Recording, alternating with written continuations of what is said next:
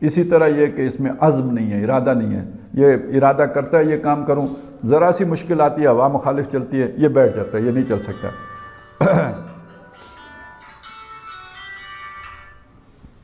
تو یہ انسان کی کمزوری ہے۔ اب جب تک اسے پکائیں گے نہیں تو اس وقت تک بنیادیں مرصوص نہیں، کچے لوگوں سے بنیادیں مرصوص نہیں بن سکتی۔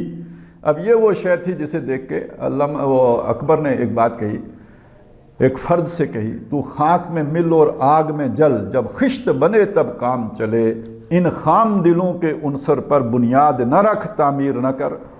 آپ نے کچے پکے لوگ جمع کر لیے ہیں اور ان سے امید باندھ لی ہے کہ کل مشکل وقت میں یہ میرے کام آئیں گے، تو جب وہ مشکل وقت آئے گا تو وہ پریس کانفرنس فرمائیں گے اور یہ کہ آپ کو بلی چڑھائیں گے، آپ کا ساتھ نہیں دے سکیں گے۔ جب ان کی اپنی جان کے اوپر بن آئے گی تو ان خام دلوں کے عنصر پر بنیاد نہ رکھ تعمیر نہ کر، یہ تمہارے کام مشکل وقت میں نہیں آ سکیں گے، مشکل وقت آئے گی یہ یو ٹرن لے جائیں گے۔ اسی کو علامہ اقبال نے اپنے انداز میں بیان کیا ہے، فرماتے ہیں جب تک ہے خام تو ہے مٹی کا ایک انبار تو، پختہ ہو جائے تو ہے شمشیر بے زنہار تو۔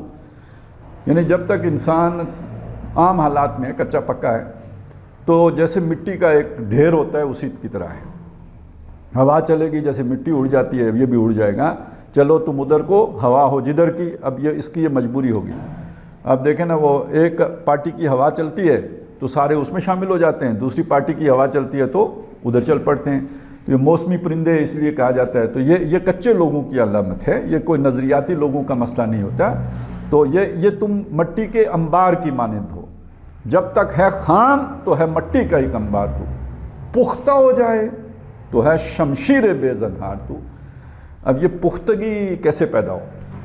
یعنی اصل سوال تو اب یہ آ گیا، کچا اور پکا، پکانا ہے بندے کو پکانا۔ اینٹ پکانے کا تو ہمیں پتہ ہے، بھٹے میں ڈالو اور وہ ادھر آگ جلاؤ دھونکاؤ، اور یہ کہ وہ 30-40 دن میں یا جو بھی اس کا دورانیہ ہے اس میں اینٹ پختہ ہو جائے گی، یا دھوپ میں رکھو گارا تو چلیں وہ کچھ نہ کچھ تو ٹھوس ہو جائے گا، اس کو تو پکانا ہمیں آتا ہے۔ یہ بندے کیسے پکائے جائیں؟ اب آپ دیکھیں گے کہ دنیا میں بندے پکانے کے دنیاوی طریقے بھی ہیں۔ اب دنیاوی طریقے کیا ہیں؟ اب اس بندے کو سردی گرمی کا آشنا کرو، سرد گرم چشیدہ، اسے ٹھنڈے پانی سے نہلاؤ، اسے جو ہے نا وہ سردی میں کپڑے اتروا کے کھڑے کر دو، اس کی کمر کے اوپر کوڑے مارو۔ یہ جو ٹریننگ ہوتی ہے نا، کہتے ہیں ٹریننگ کرنے گیا ہے، وہ کیا ٹریننگ ہوتی ہے؟ وہ اسی طرح کی ٹریننگ ہوگی تاکہ یہ جسمانی طور پر مضبوط ہو جائے۔ اچھا، یہ اب جسمانی طور پر تو مضبوط ہو جاتے ہیں لوگ، اصل مسئلہ یہ ہے کہ بہادر یعنی جسمانی طور پر قوی سے قوی آدمی اگر دل کا مضبوط نہ ہو تو کیا ہوگا؟ وہ پھر بیٹھ جائے گا۔ جب اس پر مشکل حالات آئیں گے تو اپنے قوی الجثہ ہونے کے باوجود سرنڈر کر جائے گا۔ بڑی بڑی مونچھوں والے بڑے باڈی بلڈرز ہم نے ایسے مشکل حالات میں سجدے میں گرتے دیکھے ہیں، بڑے آرام سے گر جاتے ہیں، وہ اپنی مونچھوں سمیت جو ہے نا وہ دوسرے کے پاؤں تلوے چاٹنے کے لیے تیار ہو جاتے ہیں۔ تو اس بات کو سمجھ لیں کہ یہ محض جان بنانے سے بندہ پختہ نہیں ہو جاتا، اس کی اہمیت ہے۔ جیسے کہ حدیث میں آیا مومن قوی جو ہے ضعیف مومن سے بہتر ہے، وہ ایک حد تک وہ بات ہے، لیکن اصل مضبوطی کوئی اور ہے۔ اصل مضبوطی کیا ہے؟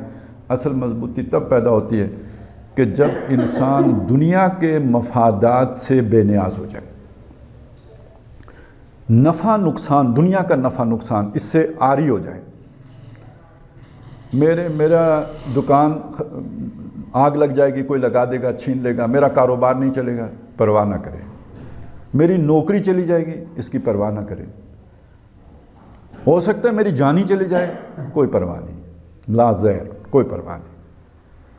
اب وہ بندہ مضبوط ہو گیا، اس لیے کہ اسے آپ پکڑیں گے کہاں سے؟ یہی بندہ زیادہ سے زیادہ آپ دھمکی لگائیں گے، کیا لگائیں گے؟ میں تمہیں جان سے مار دوں گا، وہ کہتے ہیں مسئلہ ہی کوئی نہیں۔ آپ کہیں گے اچھا میں تمہارے پیسے ہڑپ کر لوں گا، کہیں مسئلہ ہی کوئی نہیں۔ میں تمہارا بچہ اٹھا کے اغوا کر کے گم کر دوں گا، پرواہ ہی نہیں۔ ما اصاب من مصیبت الا باذن اللہ، جو مصیبت بھی آئے گی اللہ کے حکم سے آئے گی۔ وَلَنَبْلُوَنَّكُمْ بِشَيْءٍ مِّنَ الْخَوْفِ وَالْجُوعِ وَنَقْصٍ مِّنَ الْأَمْوَالِ وَالْأَنفُسِ وَالثَّمَرَاتِ وَبَشِّرِ الصَّابِرِينَ۔ اب آپ دیکھیں یعنی اسلحے کے اعتبار سے ابھی جو معاملہ چل رہا ہے، فلسطینیوں کے پاس کیا ہے؟ ابھی آپ دیکھیں کہ ان کے پاس یعنی کوئی طاقت ہے ہی نہیں ان کی اسرائیل کے ساتھ مقابلہ کرنے کی۔ چھوٹے چھوٹے بچے کے جو ہے نا اس کے ذہن کو بھی اب وہ بن گیا نا. اصل میں یہ 60 سال 70 سال اسکولوں میں نہیں پڑھایا کسی نے, اس طرح کے درس و تدریس سے نہیں گزرے. حالات نے انہیں یہ سکھا دیا ہے کہ جینا مرنا اس کی کوئی اہمیت نہیں رہی ہے. نتیجہ کیا نکلا ہے؟